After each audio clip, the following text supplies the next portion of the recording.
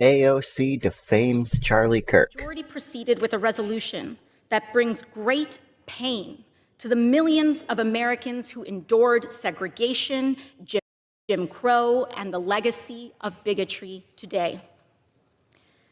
We should be clear about who Charlie Kirk was.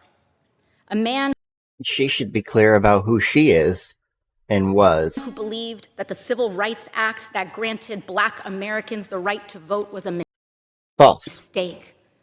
Who, after the violent attack on Paul Pelosi, claimed that, quote, some amazing patriot, unquote, should bail out his brutal assailant, and accused Jews of controlling, quote, not just the colleges, it's the nonprofits, it's the movies, it's Hollywood, it's all of it. Out of context, majorly. Unquote. His rhetoric and beliefs were ignorant, uneducated, and sought to disenfranchise millions of Americans. Alexandria Ocasio-Cortez has decided to defame Charlie Kirk after he was assassinated on the floor of the House of Representatives. And of course, this features the usual moves that these left-wingers go to, where they condemn the political violence. They say assassinations are bad, but then proceed to list off a bunch of things that are either completely untrue or misattributed or taken out of context to Charlie Kirk to essentially signal the base that it was kind of justified. Charlie Kirk was a really hateful individual, and like I said on Twitter to Ocasio-Cortez in her replies, and of course when I posted this video on my own Twitter page, it would just be more honest if people like AOC came out publicly and said that they actually agree with Tyler Robinson, that quote, some hate can't be negotiated with, rather than do this whole song and dance where they pretend to condemn the murder of Charlie. If you are at the point of same level of Tyler Robinson where some hate cannot be negotiated out, you need to take a step back, look deeply at yourself, and realize that you are the problem and not the people who hate can't be negotiated out. Charlie Kirk, and then list the very lies, the very propaganda that fuels their base to not only commit this act, the one person who did, but of course to celebrate it in thousands upon thousands of videos after the fact, excuse it in the mainstream media, in the halls of Congress, and do all the nasty, terrible things that Ocasio-Cortez and her ilk have been doing post the Kirk assassination. So that's what we're going to talk about today. But before we do, I want to thank everybody who supports the channel via actual House majority brought to the floor a resolution honoring, quote, honoring the life and legacy of Charlie Kirk. The best thing they could ever do is honor him. Charlie Kirk's assassination was a horrific and vile attack and incident of political violence. Stumbling over her own words because she doesn't actually believe it. If she actually believed it, there'd be tears coming down her face. She'd have felt something as a human rather than a demon. And condemning the depravity of Kirk's brutal murder is a straightforward matter, one that is especially important to help stabilize an increasingly unsafe and volatile political environment where everyday people feel more at risk. So Ocasio-Cortez starts off actually pretty good. Now, a lot of people, I'm assuming, that are making videos about this will leave this part out, and I want to give credit where credit is due. I want to say that AOC did an absolutely great job, but the thing is, she didn't stop there, and as Ned Stark said on Game of Thrones, everything before the word but is absolutely BS, and that is exactly what Ocasio-Cortez proves as she goes on to repeat a bunch of nasty, malicious lies about Charlie Kirk that, by the way, I'm going to refute, dispute, and destroy throughout the course of this video, because that's who this woman actually is. This is what she actually wants to do, which is signal the large portion of the base that not only endorses this assassination, but celebrates it, because she knows that those rabid monsters are her core base. Those are the people who are backing Ocasio-Cortez. The Venn diagram between the radical socialists and the people cheering on Charlie Kirk's murder is damn near a circle, if not a complete circle, so she doesn't want to abandon them at this moment in time. Yep. We can. At this point, she's eaten herself into a corner where if she condemns it, she loses her own voter base, But if she doesn't condemn it, she's going to lose her voter base, because both things are subhuman. To have a voter base that will leave you just for your own beliefs, because, well, you may not 100% agree with everything they think anymore, or the other side that is like, oh, yeah, if you don't condemn this, we are getting rid of you. Both sides are kind of bad, but the side that's worse is definitely that one over there that's like, oh, you condemned it? Well, get out of here, goodbye. Deeply disagree and come together as a country to denounce the horror of this killing. And it is not a license for the abuse of power and whitewashing of American history. So again, Ocasio-Cortez is going on this whole rant about how we shouldn't whitewash American history. Remember, the United States of America is still incredibly evil, and now she's working her way up to the point where she starts lying about Charlie Kirk. How about instead of her saying we shouldn't whitewash American history, how about she just say, hey, we should lie about our history? Make no mistake about it, because that's what she's doing. It's all about. This is the meat of her entire speech. And by the way, the reason you know this is that when she posted this on Twitter.com, she made sure to write out her defamation of Charlie Kirk after he's already been killed, because that's what she wants to emphasize, because she knows who she's signaling. Again, we like to pretend that Ocasio-Cortez is dumb because she's proven to be dumb a bunch of different times, but that doesn't mean she's not politically savvy. That doesn't mean she doesn't know where her bread is buttered. That doesn't mean she doesn't know who she's signaling. Instead, I don't know if she knows who she's signaling anymore. She's gone so far. I can't wait for midterms and hopefully she gets voted out of there. the majority proceeded with a resolution that brings great pain to the millions of Americans who endured segregation, Jim Crow, and the legacy of bigotry today. So Ocasio-Cortez says, oh, this resolution actually brings great pain to all of the people who endured segregation, Jim Crow, and the legacy of racism and bigotry to this very day. Again, we're starting the demonization. We're starting to go after Charlie Kirk, and she's going to follow that up by saying we have to tell the truth about who Charlie Kirk actually was while she's lying about him. We should be clear about...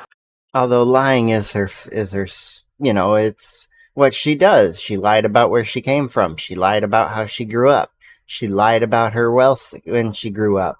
She claims to be middle class, but definitely grew up in a much higher class than most of us did. Claims to be from the Bronx, but she's actually from Yorktown. who Charlie Kirk was. A man who believed that the Civil Rights Act that granted Black Americans the right to vote was a mistake. So after invoking segregation and Jim Crow, she says that this is a man who believed that the Civil Rights Act that granted Black people the right to vote, which, by the way, is not true. Not true Black at people all. got the right to vote via the 15th Amendment to the United States Constitution, and it was protected by the Voting Rights Act later on. Obviously, the Civil Rights Act played a key role in there, and this is what she's trying to pin on Charlie Kirk, that he doesn't want Black people to have the right to vote, and of course, he's in favor of Jim Crow segregation and whatnot, because he said the Civil Rights Act was a mistake. And again, you hear this time and time again from people who want to attack and demonize. And again, let me make this clear, justify the assassination of Charlie Kirk because they agree with Tyler Robinson that some hate can't be negotiated with. But if you actually listen to Charlie Kirk's criticisms of the Civil Rights Act, the parts that he praises are the specific things that are brought up by Ocasio-Cortez. And again, these clips are not hard to find. You said the Civil Rights Act was a mistake. What do you mean by that? Yeah, so the parts of the Civil Rights Act were great, but the way it's now being implemented to force men in female bathrooms to push forward of the trans agenda, the intent of the Civil Rights Act is way beyond what it was originally authored for. But the intent specifically originally was to Well, that's desegregate. interesting. So the intent and the law are two different things. So the intent was noble, which was to say that no American can be not allowed into a place of business based on the color of their skin or their ethnic heritage. Totally agreement with that. That's not what the law only. Does anybody else's heart just hurt whenever you see clips of him nowadays?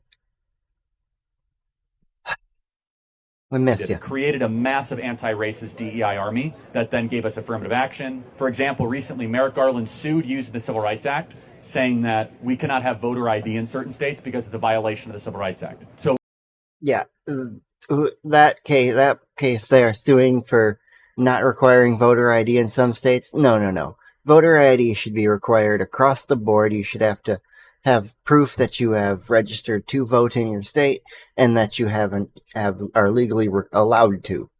Like, without those things, elections aren't fair. Elections are at risk. The country's at risk. Our democracy's at risk. And that's how you get fascism. basically what the Civil Rights Act did is that it went beyond disparate impact and then went to disparate effect. In the sense where if black Americans are not doing as well as white Americans in a certain category, you can now use the Civil Rights Act and say that's a violation of the Civil Rights Act, even though there might be other contributing factors. Does that make sense? Yeah. So it's too broad, too wide, and it's now doing a lot of damage to the country. It's being used well beyond its original intent. Now, look, you could disagree with Charlie Kirk and his position on the Civil Rights Act. You could say overall, even if it's expanding in ways that you might disagree with, that doesn't make the whole thing a mistake. You might think that's a little hyperbolic. But the fact is, this is a perfectly rational and reasonable argument. And by the way, I happen to 100% agree with it. The Civil Rights Act of 1964 was mostly about black people. Can we all at least understand that? And the idea that you could just take old laws and reinterpret them for the modern issue of the time, I find to be a dramatic problem, because I'm somebody who believes in the original intent as offered. I don't believe that you could just stretch the text and constantly reinterpret old laws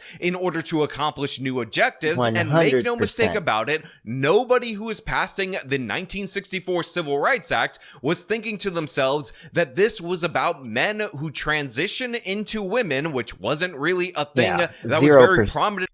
0% chance anybody back then thought this was what it would come to in the future. 100% of them probably thought, hey, this is what we're doing. We're equalizing it out for the races, whether you're black or white or Asian or whatever. You come into the country, you can do the same things as everyone else, and that was that. Yeah, there was still a bit of harbored hatred and racist remarks, racist things, racism for some of the folks at the time. On both sides, though, that's what needs to be remembered, is that it was not just on one side of whites being racist to black.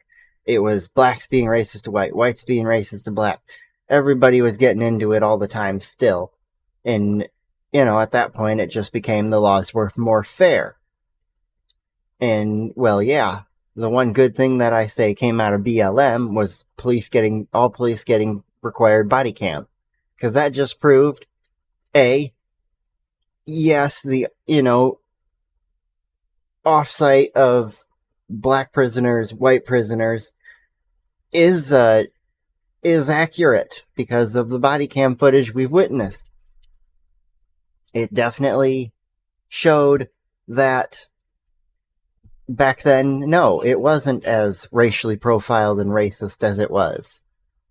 In the United States of America back in the 60s, by the way, if you guys are curious, would be allowed to compete in female sports and dominate them, and that would be treated on par, again, with blocking discrimination against black people. That would be treated on par with the issues at the time, which was legal segregation, specifically against black people. That was the focus of the law, and to me, there's no argument at all whatsoever to the contrary. Now, if you're a textualist and you say, well, according to the plain meaning of the text, we could stretch this in this way, then that's your interpretation and that's your I think if it's the interpretation of the individual and you think you can stretch it in a different way, that has to be brought up to law, and law has to be allowed to say yes or no. philosophy, and that's totally fine. You can argue about it. In fact, this is constantly a dispute among the conservative justices on the Supreme Court, as some fall in the category of original intent and others fall in the category of textualists, and a lot of the more moderate conservatives on the Supreme Court are somewhere in between, which honestly I find to be a little bit more gross, because you're essentially doing a pick and choose kind of scenario. But again, Charlie Kirk was 100% right that the 1964 Civil Rights Act was never intended permitted to have anything to do with transes or the gays or anything of the sort. And if you want to do something 100. like that, if you want to pass a Civil Rights Act for those groups of people, then you should actually enact it through law rather than expect the courts to just make it up on the fly or the president to reinterpret it. In fact, a lot of people like Ocasio-Cortez will criticize the evil orange man for what they call reinterpreting of the Civil Rights Act in order to have it to apply to other groups, aka white people, rather than black people. I mean, this is the side that criticizes Trump for doing the same things that Obama did 10 times more. After the violent attack on Paul Pelosi, claimed that, quote, some amazing patriot, unquote, should bail out his brutal assailant. So look, the Civil Rights Act thing was obviously reprehensible. Again, she took a little quote. I think she literally just quoted the word mistake. And then around it, she talked about segregation and Jim Crow and black people being able to vote. She had all that wrong. But this one right here, I find to be even more egregious because the person that Charlie Kirk was actually arguing against when he was talking about the Paul Pelosi attack was people like Alexandria Ocasio-Cortez, who support bail reform, don't want any suspects held pre-trial, want repeat offenders turned out on the streets time and time again because she finds it to be evil white racism to do otherwise. And what Charlie Kirk was criticizing in that episode, which will be linked in the description of this video under where it says sources, was that very policy. What he was talking about in terms of people being able to bail out Paul Pelosi's assaulter was the hypocrisy of a place like San Francisco that releases criminals that brutally attack. I never saw that clip myself. I may have seen it like once, but I don't remember it because of everything that's happened has kind of distracted me. Regular, ordinary people that don't happen to be married to the former Speaker of the House time and time again without any bail, saying that that's just a part of social justice, to hold Paul Pelosi on such a high bail. So he was calling out the hypocritical position of people like Ocasio-Cortez, who of course has no ability to address that hypocrisy. And why is he still in jail? Why has he not been bailed out? By the way, if some amazing patriot out there in San Francisco or the Bay Area wants to really be a midterm hero, someone should go and bail this guy out. I bet his bail's like $30,000 or $40,000. Bail him out and then go ask him some questions. I wonder what his bail is. They're going after him with attempted murder, political assassination, all this sort of stuff. I'm not qualifying it. I think it's awful. It's not right.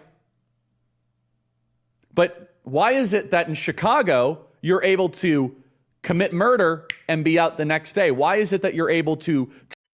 Without these policies, the Ukrainian refugee Irina Zarutska would still be alive today because her killer should have been in jail long before he made it to 14 arrests. Because that's just 14 crimes he was caught doing. I can only imagine how many he committed that he didn't get caught doing, or any other acts that could be criminal that he was also doing. Those numbers have to be astronomical for how easily he just stabbed her, took her out, and it's horrible. Even more horrible of everyone sitting around her that sat there doing nothing. Absolutely nothing. They were just like, whoa, a girl got stabbed, back to my phone. And then the one guy, he's like, oh, a girl got stabbed. I'm going to run. I'm going to leave. Like, both of you sitting there, you could have run over, helped her. She felt alone and terrified in her final moments. And that should be nobody's. Trespass, second-degree murder, arson, threat of public official, cashless bail. This happens all over San Francisco. But if you go after the Pelosi's, oh, you're let out immediately. Got it. And I want to reiterate for all the degenerates that are watching that cover our story, we do not endorse political violence. We're a movement of peace and of love and of truth. And we hope peace, love, and truth. That's what Charlie Kirk was really for. We'll always miss you. hope Paul Pelosi recovers. She has no ability to address the idea that if you attack somebody important, all of a sudden bail reform does not apply to you. All of a sudden, same-day automatic release and soft on crime prosecution is not afforded to you. But when you attack regular Rules for thee, but not for me. People, when you do it over and over again and you get turned out on the streets time and time again, if you criticize that, you're an evil white racist. So Ocasio-Cortez, absolute scum right here, refusing to defend her position and instead using the hypocrisy that Charlie Kirk was pointing out about people like her as a way to defame him and justify his assassination after he's been killed. And accused Jews of controlling, quote, not just the colleges, it's the nonprofits, it's the movies, it's Hollywood, it's all of it, unquote. Now again, the defamation is unbelievable from Ocasio-Cortez. I hope Erica Kirk, when she's done grieving, she goes after all of these people who are defaming Charlie. And I hope she goes after them with everything. Because they need to realize that free speech is here, but freedom from the consequences of those words is not. Those consequences also exist. The idea that Charlie Kirk was some kind of anti-Semitic figure is patently absurd and ridiculous. Again, remember, one of the people that he was constantly battling with on the internet.com was Nick Fuentes, who, by the way, has somehow become reasonable after the murder of Charlie Kirk, at least on this specific issue. And this is something that they went after each other on multiple times through proxies, as Nick would send people or encourage people to go to Turning Point events to confront Charlie Kirk on his loyalty to the Jews and whatnot. And what she's referring to is Charlie Kirk talking about the rise of anti-Semitism on the left and how all of these different organizations are funded in large part by large Jewish donors. There's a real reckoning happening. Now, by the way, there are self-hating people in any group, right? And there are some Jews that are still like making excuses for all this. Not all of them, though. You're starting to see a fair amount start to defect and say, hold on a second. What have we done? Maybe those crazy right-wingers were right about immigration, that you can't keep on importing people that don't share your values. The ADL, by the way, has spent decades. My stance on immigration is and will always be, if you want to enter the country, you need to do it in a legal manner that has you going through a strained process or a tough process that gets you learning the language. No, I wouldn't say you have to learn it exactly. You don't need to learn all the little slang terms here and there, but at least enough to get around, communicate, even in a broken sense.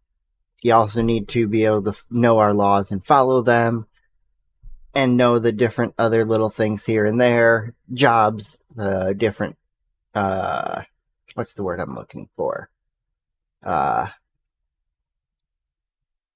It's escaping me. But yeah, basically you need to be able to immigrate and join the U.S., not join the U.S. and bring your old culture with you and not immigrate at all. That's why it's called immigration, because you're joining. The ADL raises nearly $100 million a year to just quote unquote fight anti-Semitism. They've been oddly quiet recently. Why? It's because they're only focused on random conservatives in middle America.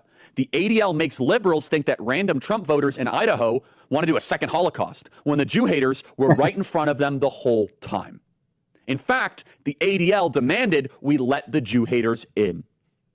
And in a stunning turn of events, the people that the ADL said were Jew haters are actually the biggest defenders of Judaism in Israel right now in the country. Us, conservative evangelical Christians. Yep. And Jewish donors, they have a lot of explaining to do, a lot of decoupling to do, because Jewish donors have been the number one funding mechanism of radical, open border, neoliberal, quasi-Marxist policies, cultural institutions, and nonprofits. This is a beast created by secular Jews. And now it's coming for Jews, and they're like, what on earth happened? And it's not just the colleges. It's the nonprofits, it's the movies, it's Hollywood, it's all of it. I love how people are also taking this whole him talking about Israel and the Jews as, oh, the Israel is the one who took them out. Conspiracy theory. Oh, look, there was 11 Israeli phones in the audience, and there was a jet that left after his assassination. Like, I don't think everything has to be connected. I don't think any of that is connected. It's like time for you guys to wake up and say no more. Draw a line in the sand. I don't care if you hate me. I will not.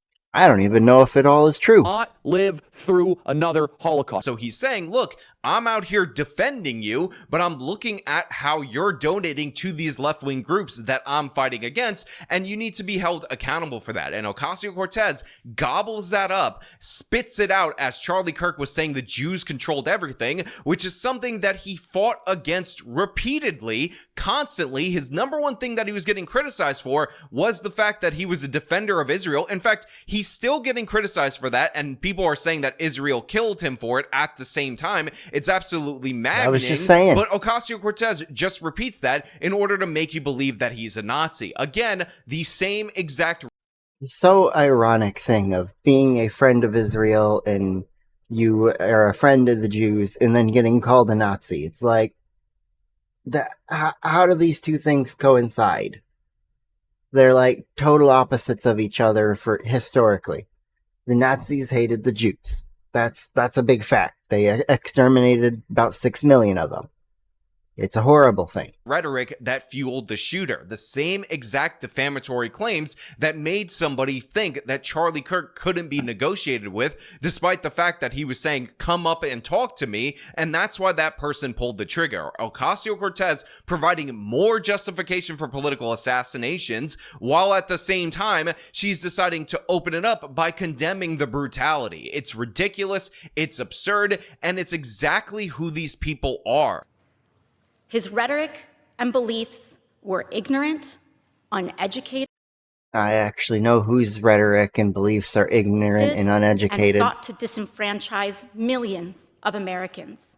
Far from the working tirelessly to promote unity, unquote, asserted by the majority in this resolution. Look, I've said it before and I'll say it again, never become like these people. Never operate the way that they operate. The people that will celebrate your death, excuse your brutal murder, demonize you after the fact, and then say that they're the victims. And I've been saying this time and time again, and I will reiterate it. It would be a great dishonor to challenge somebody like Ocasio-Cortez in any other way than what I'm doing right now, and what I'm sure many others will be doing, which is going after her, criticizing her. And by the way, if you're interviewing her on television, somebody needs to pull up the clips that are referenced in this video and play them for her and call her out to her face for demonizing Charlie Kirk, for Oh, 100%. If you try to call her out to her face in person, she'll just immediately end the interview, demand that you never post it, or she'll sue you,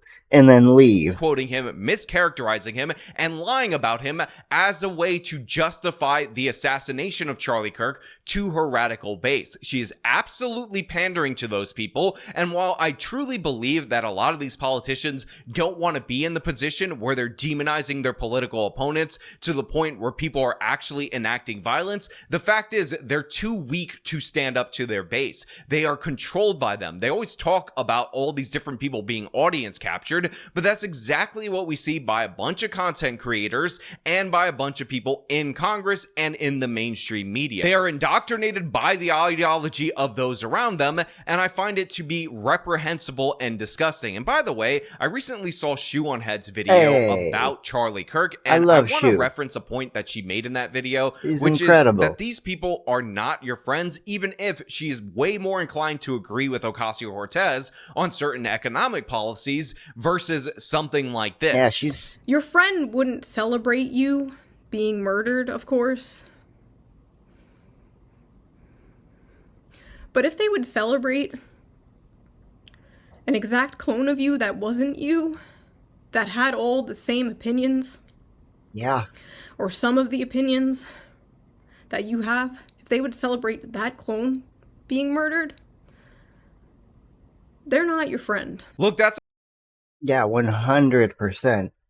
No one who celebrates the death of you or someone who believes the same as you is a good person or could ever be considered a friend. In fact, that person is evil. And that's really what this is nowadays. It's not liberals and progressives versus conservatives. It's evil versus good. And Charlie was on the side of good. And now he's gone. 100% true, sage, and accurate. If you are somebody, doesn't matter what side of the political spectrum you are on, even though obviously this is coming overwhelmingly from the left, that endorses political violence, thinks that assassination is a good response to speech, or you're somebody who thinks it's justified to defame somebody after they were assassinated because you're too cowardly to not pander to those people in your base, if you're somebody who doesn't care enough to actually look into the quotes that you're utilizing in order to demonize someone who was shot and killed in front of his family, in front of thousands of people, in front of college students, children, people who just wanted to hear this man speak, some people who just wanted to debate him, then it doesn't matter if we agree on tax policy. It doesn't matter what you think of healthcare, because we are not on the same page. Personally, I would rather live in a world full of Charlie Kirks who would sit down and debate than a world full of people who agree with me but would murder people who don't. And I appreciate the sentiment she expressed right there, which is it would be way better to live in a country where people disagreed on politics than to live in a country where people agree with you and then they think that it's okay to kill those who disagree with you. And that's exactly how I feel about this. So yeah, I'm willing to 100%. unite, as people have been saying, with people on the right, sure, whatever, 100%. But I'm also willing to unite with people who completely disagree with me, as long as they understand what a seminal moment this was in our country, and they don't make any excuses for it. No pun intended, but this really is a turning point for the United States. It was a massive change for the country and the whole world. Like, his memorial service had over 100 million live viewers. It's insanity, the impact Charlie had on everybody worldwide. I've seen videos and images out of South Korea, out of the UK, just so many different places where he went and he traveled and he touched every heart and soul that he went to. Everybody loved him. Well, outside of a few, I guess. They don't backhand after they say, oh, political violence is bad, but I'm willing to bury the hatchet, whatever, move forward. And anybody who says political violence is bad, but once they add that but in there, everything they just said is out the window. They aren't condemning it. They are agreeing with it. They might not exactly be encouraging it or demanding it, but they aren't doing anything to tone down the temperature and the rhetoric here. Argue about ideas and whatnot, but obviously these are not the people that you can unite with. The ones that excuse and defame somebody after they die as a back-end justification, you can't unite with them. The ones that celebrate the death of somebody like Charlie Kirk because they think he was an evil white racist or whatever stupid ass excuse, these people are far more monstrous than the person they imagine Charlie Kirk to be. Make no mistake about it. But you know what? Those are just my thoughts. I want to know what you guys think down in the comments below. As per usual, if you like the video, show them by leaving a like, subscribe for more content, follow me. Yeah, that's Actual Justice Warrior. He's great. He makes great content. I've seen a handful of his videos, seen a ton of others, discovered him through watching other creators. I think Asmongold was one of the first ones I'd seen of him reacting to that. But yeah, just toss a like on there before we go. You toss a like on this one before I go, and we will have a fantastic day.